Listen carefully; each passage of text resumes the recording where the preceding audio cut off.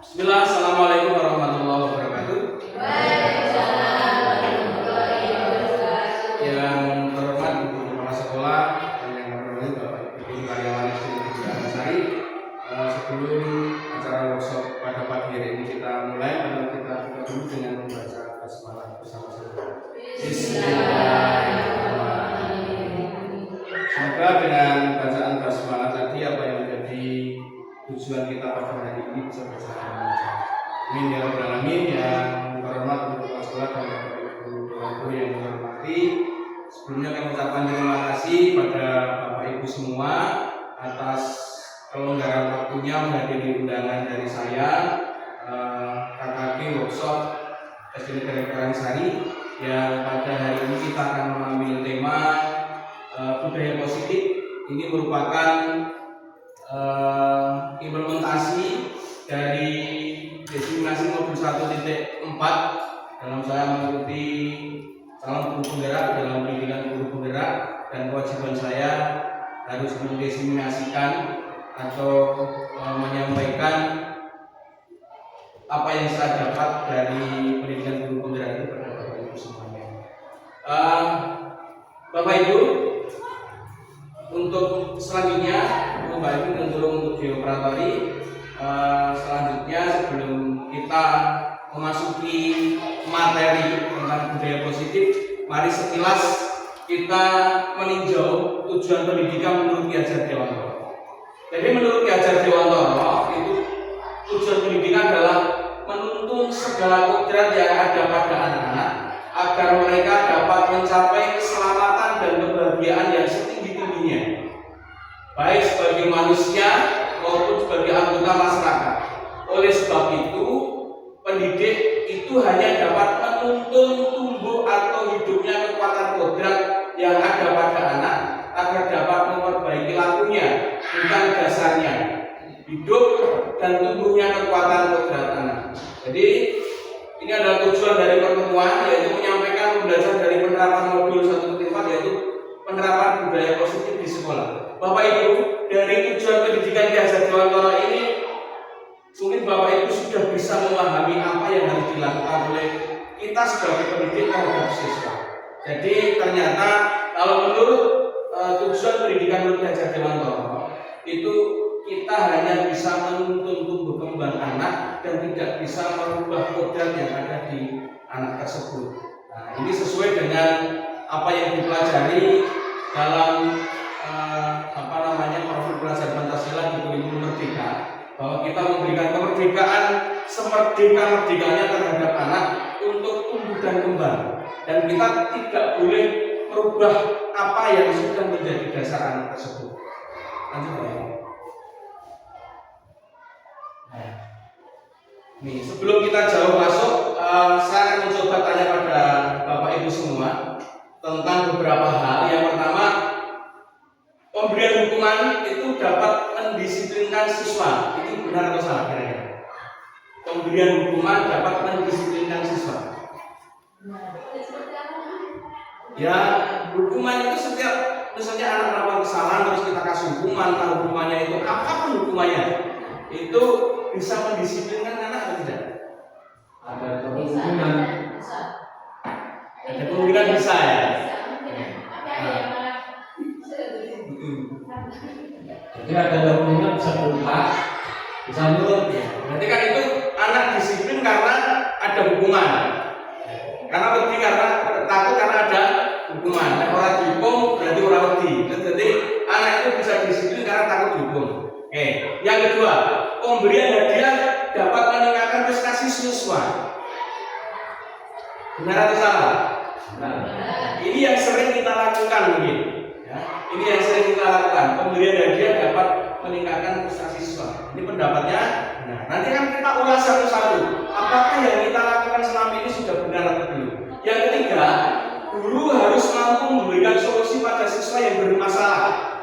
Nah, itu jelas benar ya. Jadi siswa mempunyai masalah apapun itu masalahnya, kita harus bisa memberi solusi. Yang keempat, guru berperan sebagai teman pada siswa. Nah, benar ya. Oke, lanjut.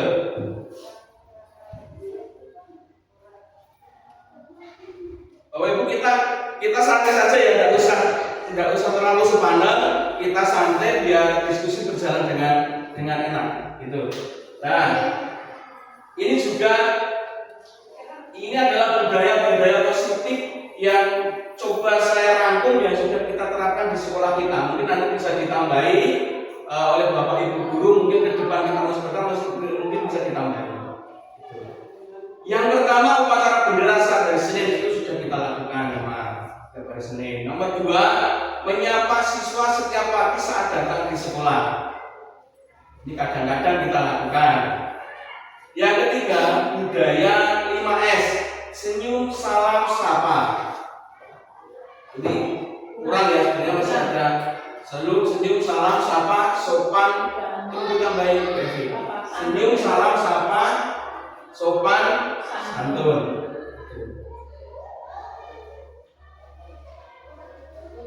Nah, itu memang biasa kita lakukan, dan mohon maaf Bapak Ibu, di 1 tahun terakhir ini, jauh sebelum saya mengikuti pendidikan guru penggerak ini, saya sudah mencoba ke anak-anak kita, saat anak-anak bersalaman dengan kita, itu jangan tangan kita yang ditarik. Itu nanti akan menjadi kebiasaan. Biasakan anak yang merunduk. Ini kepribadian, ini karakter kita, membentuk karakter anak. Kan selama ini biasanya anak yang menarik tangan kita, mereka tidak mau menunduk. Nah, ini saya terapkan 1 tahun terakhir ini sebelum saya mengikuti pendidikan guru penggerak ini sudah saya terapkan. Memang tangan saya sengaja tidak saya naikkan saat ditarik anak. Maksud saya biar anak terbiasa untuk menghormati orang lain dengan merunduk, tidak menarik tangan yang disalami, dia tidak merunduk, dan melepas topi saat disalaman. Nah, itu monggo kita coba terapkan di sekolah kita. Kita bentuk karakter anak-anak. Nah, yang berikutnya sholat duha dan zuhur secara berjamaah. Itu sudah coba kita rintis, kita lakukan di sekolah kita, tinggal eksistensinya ya yang akan kita tingkatkan. Yang kelima, berdoa sebelum dan sudah pelajaran. Ini 5 budaya positif yang sudah kita terapkan di sekolah. Nah, mungkin ke depan kita juga akan memasuki tahun ajaran baru, itu kita bisa menambahkan budaya-budaya positif tersebut terhadap anak, apapun itu nantinya kita bisa bahas di lain waktu. Lanjut, Bu Evi.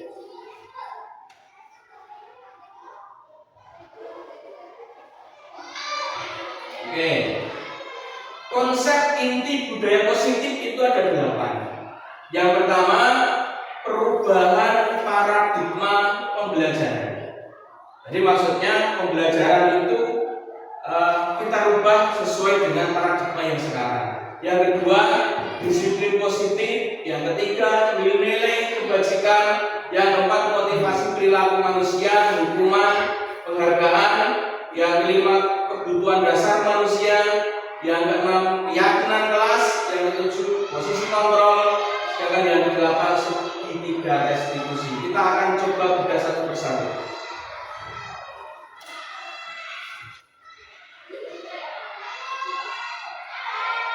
Nah, ini profil pelajar Pancasila, saya yakin Bu Dani, Bu Neti ini sudah tidak asing dengan profil pelajar Pancasila ini yang ada berapa itu? Ada 6 ya, ada 6 itu. Pembelajaran dalam paradigma baru itu pembelajaran atau kurikulum merdeka merupakan pembelajaran yang berorientasi pada penguatan kompetensi dan pengembangan karakter yang sesuai dengan dimensi profil pelajar Pancasila.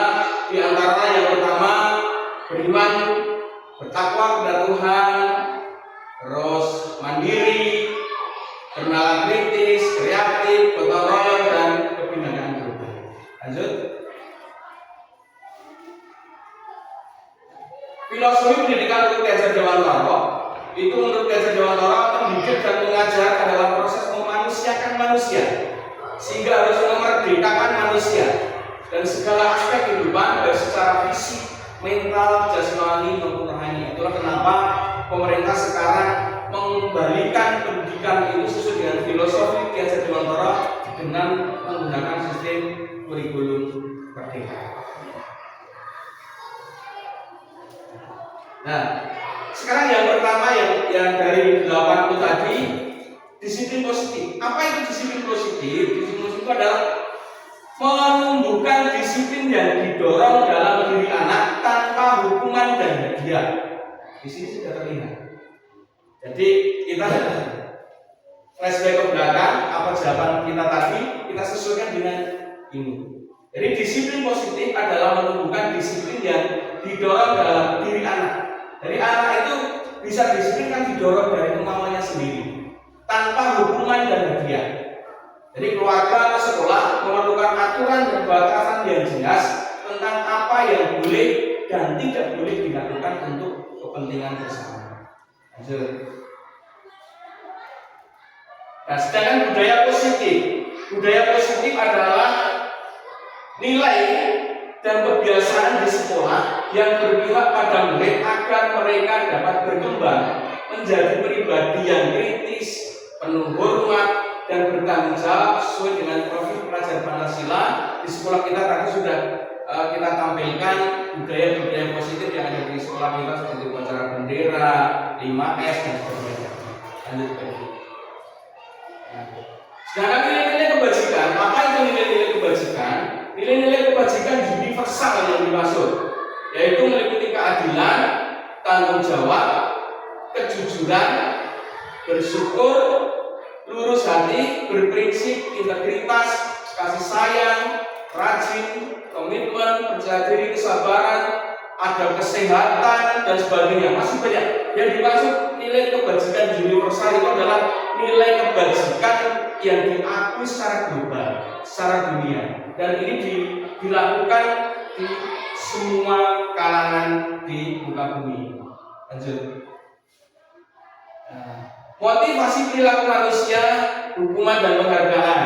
Yang pertama, untuk menghindari ketidaknyamanan atau hukuman ini adalah tingkat terendah dari motivasi perilaku manusia.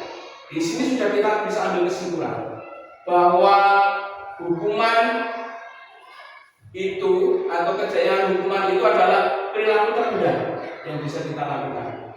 Biasanya orang yang motivasi perilakunya untuk menghindari hukuman atau ketidaknyamanan akan bertanya, apa yang akan terjadi apabila saya tidak melakukannya?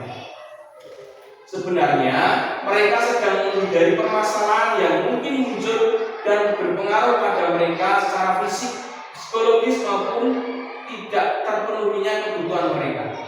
Yang kedua, untuk mendapatkan imbalan atau penghargaan dari orang lain. Satu tingkatan di atas motivasi yang pertama. Jadi motivasi yang terendah itu memberi hukuman pada anak, mendidik anak untuk disiplin dengan memberi hukuman. Nah, satu tingkat di atasnya itu memberi motivasi kepada anak dengan memberi imbalan atau hadiah. Nah, di sini biasanya anak akan bertanya, apa yang akan saya dapatkan apabila saya melakukannya?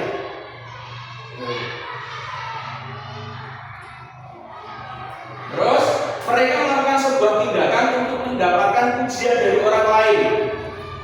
Menurut mereka penting dan mereka letakkan dalam dunia berkualitas mereka. Mereka juga melakukan sesuatu untuk mendapatkan hadiah, pengakuan atau imbalan. Ini biasanya sering terjadi di anak-anak SD.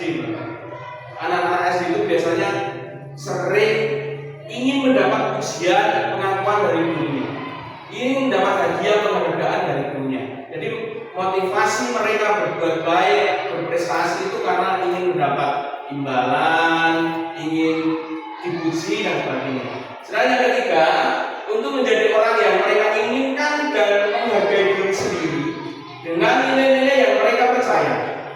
Orang dengan motivasi ini akan bertanya, akan menjadi orang yang seperti apa bila saya melakukannya. Mereka melakukan sesuatu yang karena nilai-nilai yang mereka yakini dan hargai dan mereka lakukannya. Mereka ingin menjadi orang yang melakukan nilai-nilai yang mereka yakini tersebut. Lanjutkan. Nah, sekarang kita masuk ke 5 kebutuhan dasar manusia. Jadi manusia itu mempunyai 5 kebutuhan dasar yang harus dimiliki manusia. Yang pertama, kebutuhan bertahan hidup. Merupakan kebutuhan yang bersifat fisiologis untuk bertahan hidup, misalnya kesehatan, rumah, dan makanan. Yang kedua, kebutuhan akan kasih sayang dan rasa diterima, termasuk ke dalam kebutuhan psikologis. Pada umumnya anak-anak yang memiliki kebutuhan dasar kasih sayang dan rasa diterima yang tinggi ingin disukai dan diterima oleh lingkungannya dengan baik. Yang ketiga, anak-anak dengan kebutuhan kebebasan. Mereka perlu banyak bergerak, menyukai hal-hal yang baru dan menarik dan suka mencoba-coba. Ini banyak sekali terjadi pada anak-anak kita.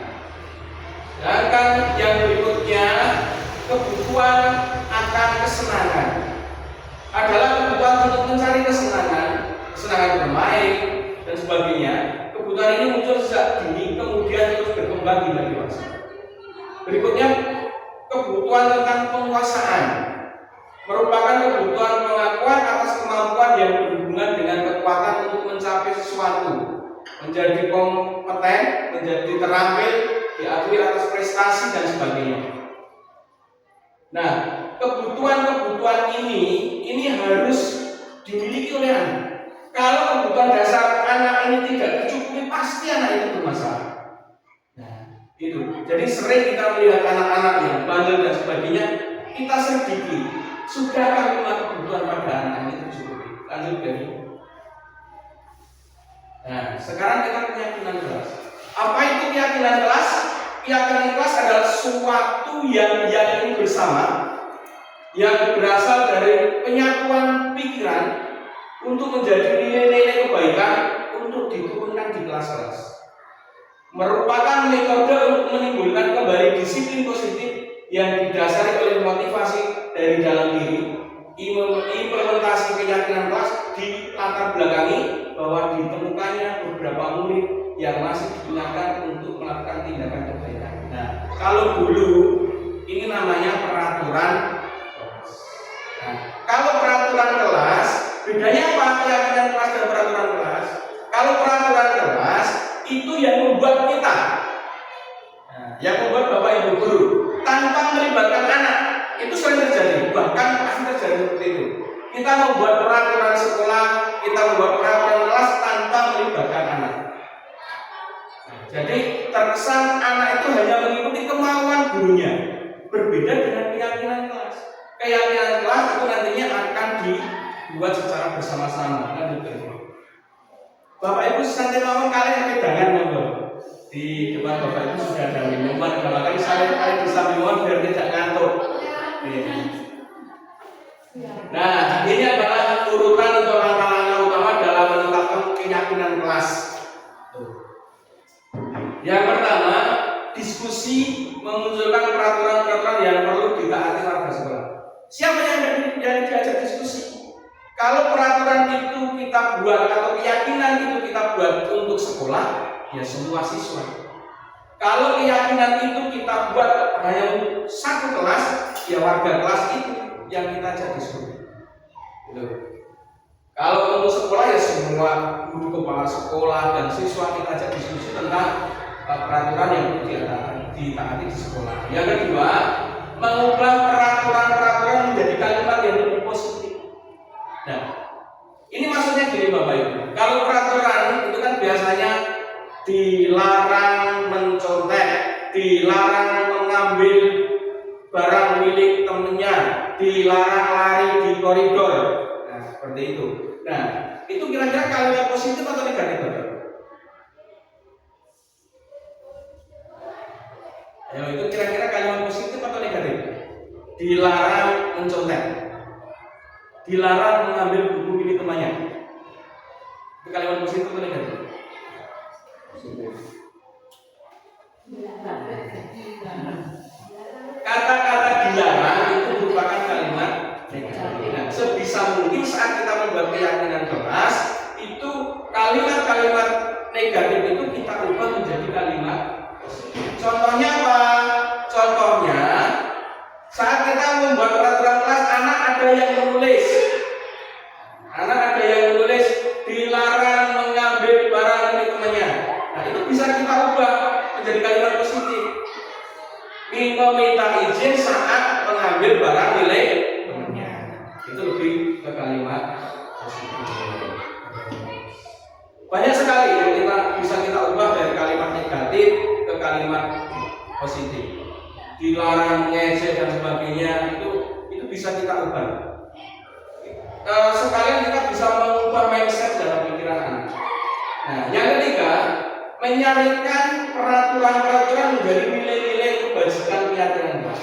Nah, nilai-nilai kebajikannya apa? Contohnya, anak-anak tidak boleh berlarian di koridor depan kelas atau di dalam kelas. Itu nilai kebajikannya apa? Kita cari nilai kebajikannya, mungkin itu tentang kesehatan, keselamatan, begitu.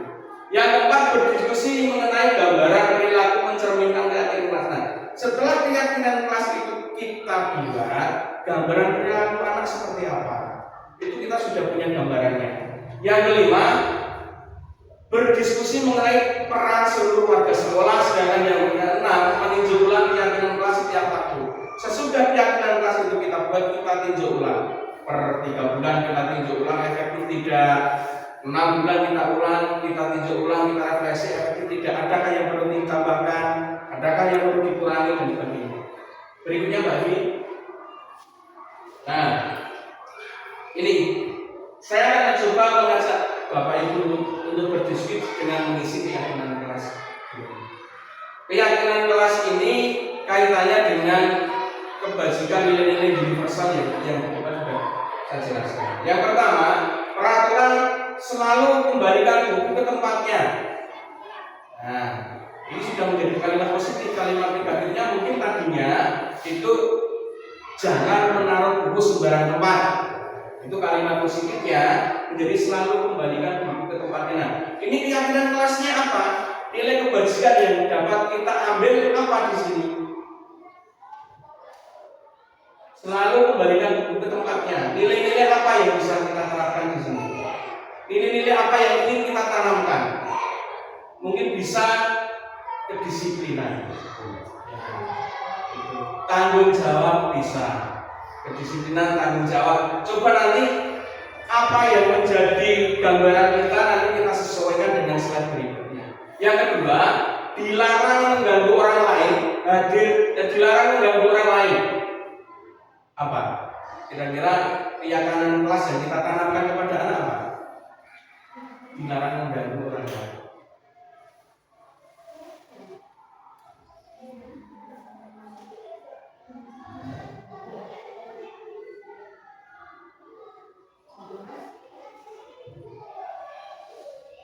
Menghormati orang lain.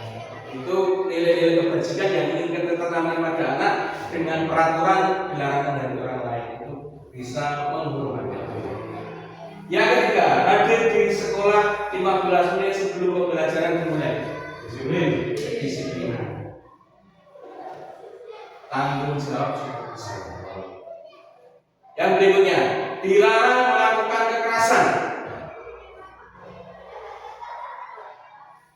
Keyakinan kelasnya apa? Nilai positif yang kita tanamkan pada anak. Jadi kita membuat peraturan itu harus ada nilai positif, nilai kebajikan yang kita tanamkan pada anak. Maksudnya apa? Kasih sayang bisa. Keselamatan juga bisa. Kasih sayang, keselamatan. Berikutnya, bergantian atau menunggu giliran. Budaya antri. Ketertiban bersama. Gunakan masker. Jadi kebajikan apa? Kesehatan, keselamatan. Bisa. Terus jangan berlari di kelas atau koridor. Ini bisa kita gambarkan saat kita mengapa pemerintah mewajibkan kita memakai helm di jalan raya. Jadi bukan hanya itu aturan, tapi memang ada tujuannya bahwa memakai helm itu memang tujuannya untuk menghindari kecelakaan yang lebih. Coba slide berikutnya Bu Evi. Nah ini. Jadi yang pertama tadi selalu mengembalikan buku ke tempatnya itu adalah nilai tanggung jawab. Kita menanamkan nilai tanggung jawab pada anak. Yang kedua, dilarang mengganggu orang lain, menghormati orang lain, jelas. Hadir di sekolah 15 menit sebelum pelajaran dimulai, itu menghormati orang lain dan juga komitmen, karena itu sudah menjadi komitmen seorang siswa itu. Ditambah kedisiplinan bisa. Dilarang melakukan kekerasan, nilai-nilainya keselamatan, menghargai orang lain. Budaya antri itu menghormati orang lain dan juga bersabar. Budaya antri itu kita melatih anak untuk bersabar. Yang berikutnya, gunakan masker. Itu kesehatan, keselamatan. Terus dilarang berlari di kelas atau di koridor, itu merupakan nilai-nilai keselamatan dan keamanan. Lanjut. Nah, urutan langkah-langkah utama dalam ini sudah tadi balik.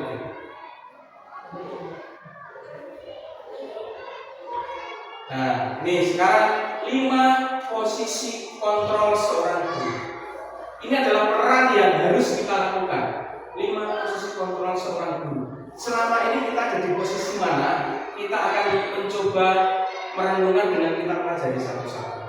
Yang pertama, posisi penghukum.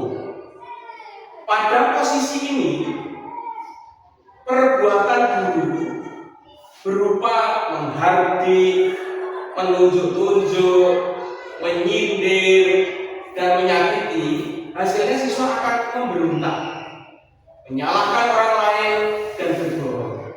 Itu dilakukan agar tidak didukung siswa meletakkan guru di luar dunia kualitas, karena siswa benci atau tidak senang guru seperti ini, bukan seseorang yang difavoritkan. Nih, jadi kalau kita selama ini menjadi guru dalam posisi penghukum, yang akan terjadi pada anak tidak akan suka pada kita. Terus anak akan menjadi berontak, anak akan menjadi keras, dan itu pun berlaku pada anak, bukan hanya anak didik kita, tapi anak kandung kita di rumah pun seperti itu. Kalau setiap kesalahan anak itu kita beri hukuman, itu tidak akan menumbuhkan kesadaran. Justru anak itu akan berontak dan anak itu tidak akan merasa sayang pada dia. Yang kedua, posisi kontrol yang kedua, guru menjadi pembuat orang lain merasa bersalah. Pada posisi ini itu ada contoh-contoh kalimatnya. Intonasi guru lebih halus, misalnya, aduh, kamu kok telat lagi? Kamu kan sudah bilang mau tepat waktu, kok sekarang telat lagi sih? Ketoknya halus, tapi kehalusan kita itu mengenai hatinya anak. Kita halus nih Pak, jelek. Kok telat meneh? Saya janji sudah tak telat. Kok saya telat meneh? Ketoknya halus tapi mengenai hati anak. Nah, guru banyak berceramah di sini dan mengeluarkan kata-kata yang mengadu-adu perasaan hati siswa sehingga murid merasa bersalah. Jadi guru itu membuat geng murid itu merasa bersalah. Jadi ini melayunya paling cepat. Kok saya telat meneh? Anak akan merasa bersalah. Kita halus nih membuat mengaduk-aduk perasaan anak gitu. Nah, ini hasilnya siswa akan menyembunyikan, menyangkal, dan berbohong untuk menutupi kesalahannya. Siswa menjadi rendah diri, perasaan dirinya jelek, dan sang anak akan berkata, maafkan saya. Jadi anak benar-benar merasa bersalah, terus dia merasa paling bersalah dan rendah diri. Maafkan saya. Siswa menganggap dirinya jelek, paling bersalah, dan bukan anak yang baik. Dalam jangka panjang hal ini bisa berakibat buruk, akan bisa menggerogoti perasaan anak ke depannya. Ternyata ini kurang baik untuk anak juga. Posisi kontrol yang ketiga, posisi ketiga sebagai pemimpin. Guru mengambil posisi orang dekat dengan anak-anak. Ia menjalin hubungan pertemanan dengan humor untuk mempengaruhi siswa. Tutur katanya ramah, kadang bercanda, dan sok kenal, sok dekat dengan anak-anak. Kalimat seperti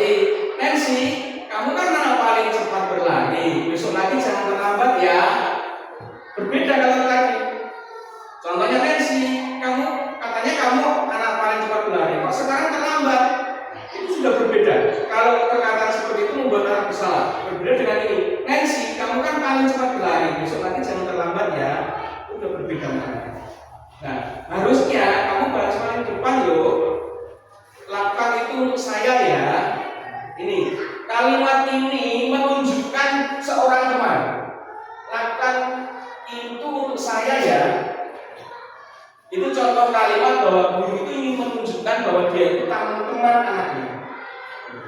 Nah, kalimat yang dilontarkan guru dengan mengambil posisi sebagai teman. Siswa berdisiplin untuk gurunya, untuk temannya. Itu motivasi dari luar, motivasi dari eksternal, belum dari motivasi dirinya sendiri juga itu. Nah, hasilnya siswa memiliki ketergantungan dengan guru. Misalnya, ketika naik kelas, anak-anak yang dulunya sikapnya baik, begitu naik kelas bubar karena apa? Gurunya ganti. Terus yang memotivasi juga ganti, gurunya sudah berubah. Gitu. Jadi posisi kontrol pertama, kedua, ketiga, dan yang ini itu posisi kontrol dari eksternal. Anak bisa berubah bukan dari dirinya, tapi dari orang lain. Yang berikutnya posisi keempat, monitor, guru sebagai monitor atau pemantau. Sebelumnya guru dan siswa sudah membuat aturan kelas. Aturan tersebut sudah disepakati apa yang dilakukan oleh dan konsekuensi jika tidak melakukan. Pada posisi ini, jika siswa tidak disiplin, guru lebih santai. Ia tidak menghardik, berkata dengan intonasi datar, dan guru mengingatkan peraturan yang disepakati. Apa aturan kita sih? Jadi itu yang dilontarkan guru. Jadi guru menghitung, mengukur, dan memberikan konsekuensi. Akibatnya anak menyesuaikan diri bila diawasi, dan ia menetapkan dirinya akibat atau hadiah untuk dirinya. Jadi anak itu berbuat baik, diawasi gurunya, tidak melanggar aturan. Yang berikutnya baik. Bacakan.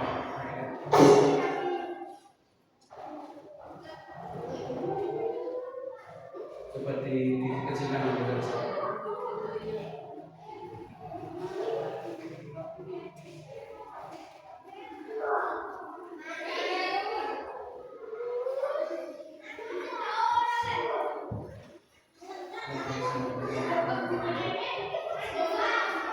Ini ya.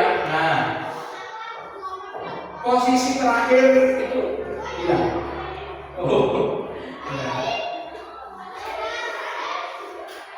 Guru sebagai manajer. Guru sebagai manajer atau pemimpin. Pada posisi guru sebagai manajer, guru akan bertanya tentang apa yang membuat mereka terlambat. Anak diharapkan jujur menjawabnya. Misalnya, saya terlambat karena semalam menonton YouTube, main game, dan sebagainya. Terhadap jawaban murid, guru merespon dengan kata-kata, misalnya, apa yang kau yakini tentang kesepakatan kelas kita bahwa Anda akan menghargai waktu? Apa yang bisa kau kerjakan untuk memperbaiki kesalahan ini? Besok lagi harusnya seperti apa? Itu pertanyaan-pertanyaan untuk menggali alasan siswa. Nah, dalam hal ini anak dilibatkan mencari solusi dari kesalahannya. Ia belajar dari kesalahan. Anak diajak mencari solusi, mereka diajak bicara dan diarahkan pada nilai-nilai yang diyakini terutama pada kesepakatan kelas. Hasilnya, hal itu akan menguatkan pribadi. Siswa akan meletakkan dirinya sebagai individu ya, yang positif dalam dunia yang lebih berkualitas. Jika terlambat datang di sekolah, ia diharapkan menjadi anak yang menghargai waktu, bukan menjadi pribadi disiplin karena takut dihukum atau ingin menyenangkan orang lain. Tidak juga berbuat karena ingin mendapat pujian atau sekedar menyepakati aturan yang sudah dibuat. Ini adalah posisi kontrol yang kelima yang diharapkan dimiliki oleh guru.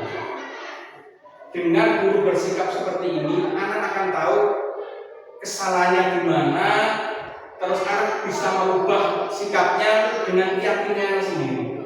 Nah, ini harus kita kuasai, harus kita miliki bahwa kita seorang manajer di sekolah.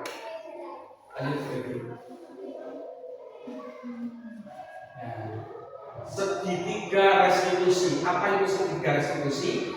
segitiga restitusi adalah proses mengkondisikan murid untuk memperbaiki kondisi mereka sehingga dapat kembali pada kelompok mereka dengan karakter yang lebih kuat.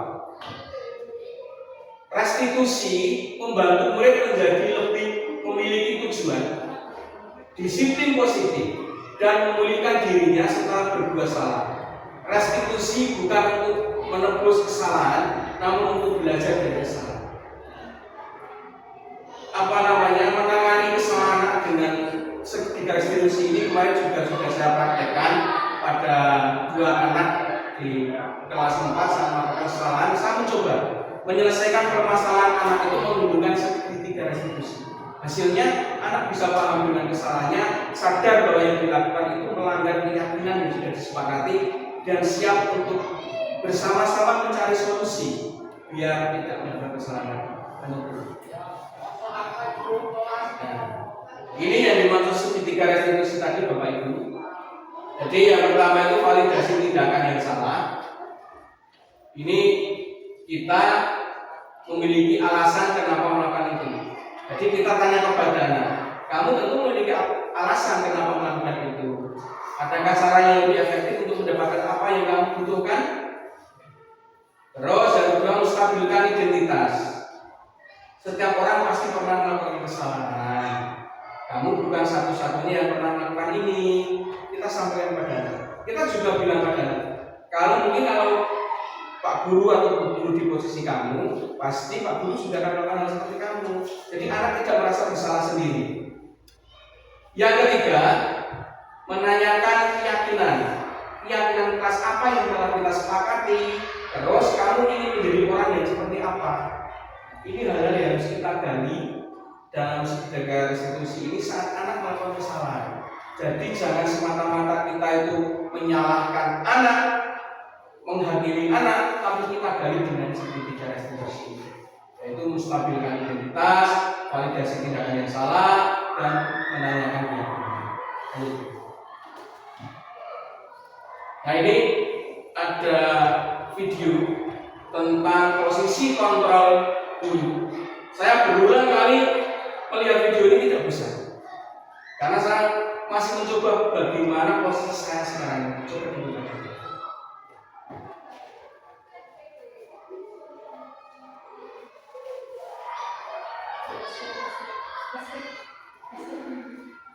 Sebelum video ini.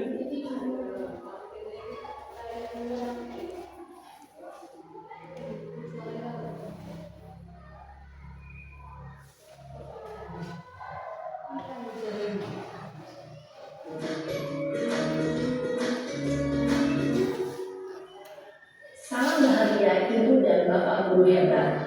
Dalam menerapkan disiplin positif restitusi, salah satu program yang dikembangkan adalah 5 posisi kontrol. 5 posisi kontrol dalam restitusi adalah proses perjalanan seorang siswi agar dapat mengenali dirinya. Pada video kali ini, kita akan membahas tentang 5 posisi kontrol yang dikembangkan oleh Diane Watson dan contoh penerapannya.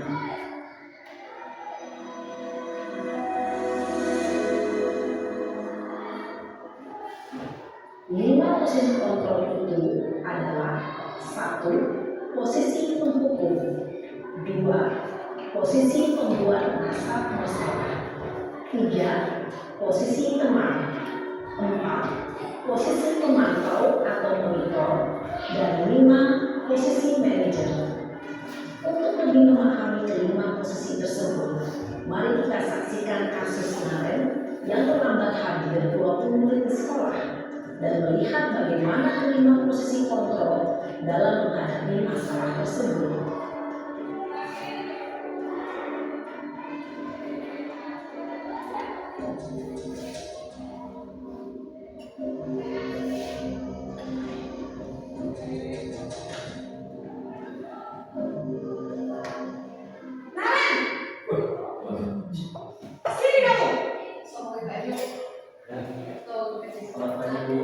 Selalu terlambat. Kamu deh pasti terlambat.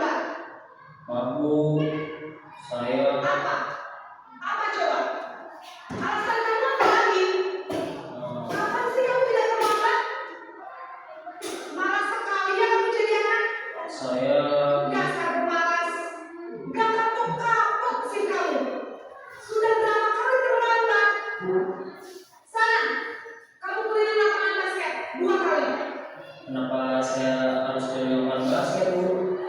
Kenapa? Kamu lawan ibu. Berani-beraninya jawab. Sudah terlambat, masih berani jawab pula. Sekarang, keliling lapangan basket 5 kali sekalian. Biar kamu.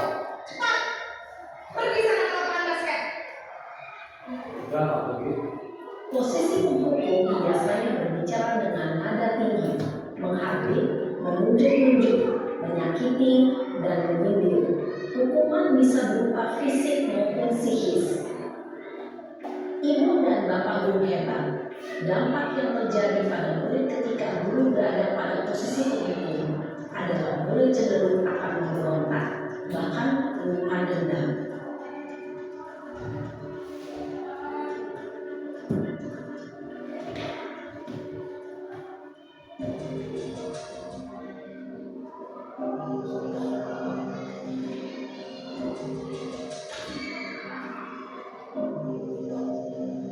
Naren!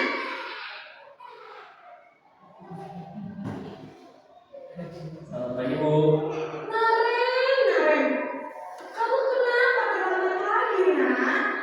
Ya Tuhan, Naren. Kamu senang ya bikin ibu susah ya? Kalau kamu terlambat lagi, nanti ibu yang ditegur bapak kepala sekolah, nak. Disangka ibu tidak bisa membina kamu. Duh, gimana ini? Maaf, Bu. Duh, Gusti Naren. Kamu suka ya kalau ibu ditegur bapak kepala sekolah? Terus, sekarang ibu harus tulis apa ini di buku absen? Ini kamu sudah sering terlambat loh. Ibu harus apa coba? Maaf, Bu. Maaf sekali. Ya sudah, lain kali jangan bikin ibu susah lagi ya nak ya. Ibu tidak akan apa lagi kalau kamu gini terus. Bisa jantungan kalau ibu ditegur bapak kepala sekolah. Sekarang cepat kelas. Maaf ya, Bu. Maaf sekali. Posisi pembuat rasa bersalah berbicara dengan nada tenang, cenderung lembut, namun kata-kata yang diutarakan membuat murid merasa menjadi orang yang gagal, memandang buruk dirinya sendiri, merasa tidak berharga, dan tidak sanggup membahagiakan orang lain. Ketika guru mengambil posisi pembuat rasa bersalah, murid akan melakukan dirinya yang bersalah dan ia akan menyimpan emosi negatif tersebut di dalam dirinya.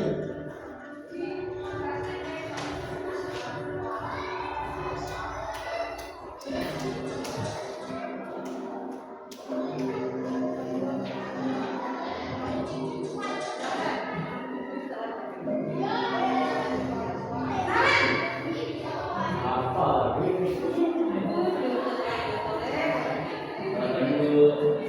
Wah, sudah jam berapa ini nak? Terlambat lagi ya sayang. Iya, Bu. Habis teman saya membangunkan saya, Bu. Kamu menyalahkan ibu kamu. Kamu bukannya anak-anak yang paling kencang. Kok terlambat sih? Iya, Bu. Saya memang lambat banget tadi. Jadi biarpun saya lagi kencang, tetap gak kencang, Bu. Ya sudah sana. Nanti lain kali larinya lebih kencang lagi ya. Biar gak terlambat lagi. Ini sama ibu. Demi ibu. Bisa kan? Bisa lah, Bu. Ya sudah sana masuk kelas. Ibu beresin urusan absen kamu. Kamu ini ada-ada saja. Dalam posisi teman, guru berbicara dengan nada suara ramah, akrab, cenderung bersenda gurau untuk menjaga suasana tetap santai. Murid akan merasa senang, aman, dan akrab dengan guru. Identitas yang tercipta adalah identitas sukses atau berhasil. Namun, perlu diingat, karena ini masih dorongan eksternal, maka ada faktor ketergantungan dari murid kepada orang tertentu. Di sini guru absennya, sehingga di lain waktu murid bisa berperilaku baik, namun hanya kepada orang-orang tertentu saja.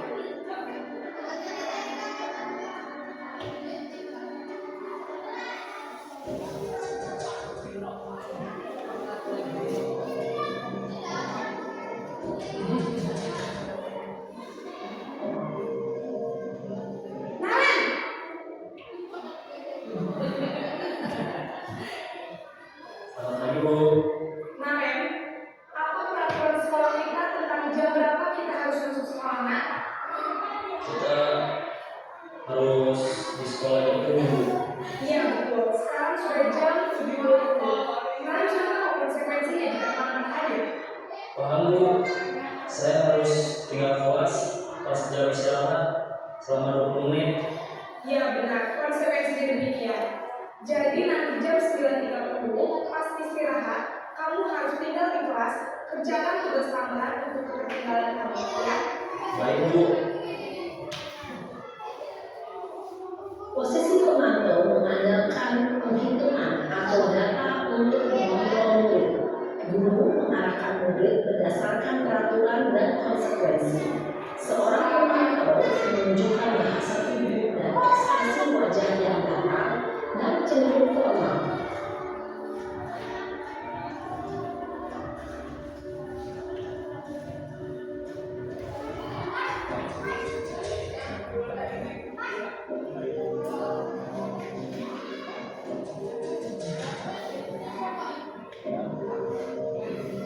Naren!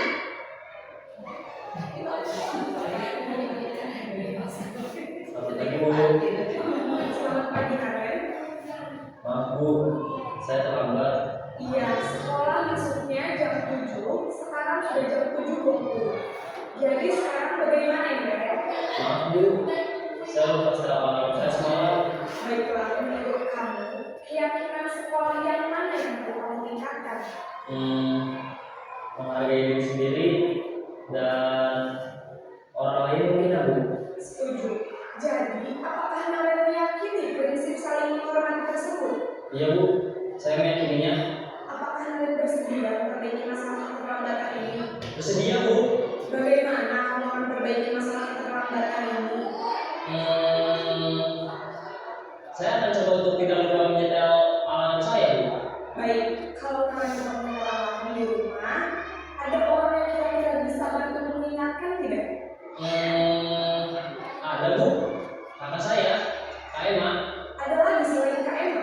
Selain Kak Emma, ada ibu saya. Baik, jadi yang mengingatkan kalian adalah Kak Emma dan ibu kalian. Kira-kira akan mulai start alarm kapan nih kalian? Setelah pulang sekolah, akan segera saya lakukan. Baik, jadi Naren akan setel alarm untuk bangun besok pagi yang akan diingatkan oleh kakak dan ibu dan Naren ya. Ada lagi yang mungkin perlu dilakukan Naren agar tidak terlambat bangun lagi. Tidak ada Bu. Baik Naren, terima kasih untuk kerjasama kami. Sekarang kami perlu kembali ke kelas ini belajar. Baik Bu, terima kasih. Posisi manajer adalah posisi kontrol yang disarankan untuk membimbing murid memiliki sikap disiplin yang positif. Itu murid yang mandiri, bertanggung jawab, dan dapat memecahkan masalah. Tujuan dari posisi ini adalah agar murid dapat berefleksi akan tindakannya. Guru akan dengan tulus memberikan pertanyaan-pertanyaan bermakna, sehingga membuat murid dapat belajar dari kesalahannya dan mencari sebuah solusi untuk menyelesaikannya. Ibu dan bapak guru hebat, setelah mengamati adegan kelima posisi kontrol tadi, kira-kira posisi mana yang paling ideal? Posisi mana yang dapat menunjang motivasi intrinsik murid? Ya, tentu posisi manajer. Posisi ini memang posisi ideal dan ingin dituju setiap pendidik. Pada posisi inilah, guru dapat menerapkan disiplin positif yang berpihak pada murid, yang memerdekakan murid. Perjalanan seorang pendidik tentunya tidak mudah untuk sampai pada posisi seorang manajer. Namun, tujuan kita pasti, yaitu menciptakan murid-murid yang mandiri, merdeka, dan bertanggung jawab. Semoga penggambaran 5 posisi kontrol yang telah diperlihatkan ini dapat menjadi ajar refleksi bagi kita semua, agar dapat terus mengasah dan menerapkan disiplin positif yang memerdekakan murid. Mari terus berlatih dan bersemangat. Selamat menerapkan. Salam dan bahagia, Ibu dan Bapak Guru hebat. Lalu setelah kita menyaksikan video tadi, itu saya harap Bapak Ibu dan kita semua memiliki gambaran apa yang harus kita lakukan pada murid kita ke depan.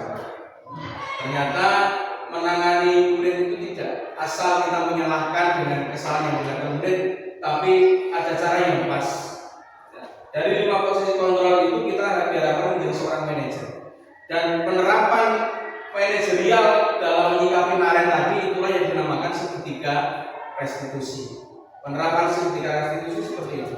Jadi menanyakan kenapa kesalahannya itu kenapa, terus keyakinan kelas yang mana yang sudah disepakati yang dilanggar, terus apa yang akan dilakukan setelah ini. Kita mendorong anak dari pribadi anak untuk mengakui kesalahannya dan untuk memperbaiki dirinya sendiri. Dan harapan kami apa yang kita diskusikan hari ini di workshop ini akan menjadi gambaran bagaimana kita membangun SD Karangsari ke depan biar anak-anak kita itu lebih berkarakter, lebih baik dan sesuai dengan apa yang dicita-citakan untuk profil pelajar Pancasila. Sekian Bapak Ibu dari saya, ada salahnya saya mohon maaf. Assalamualaikum warahmatullahi wabarakatuh.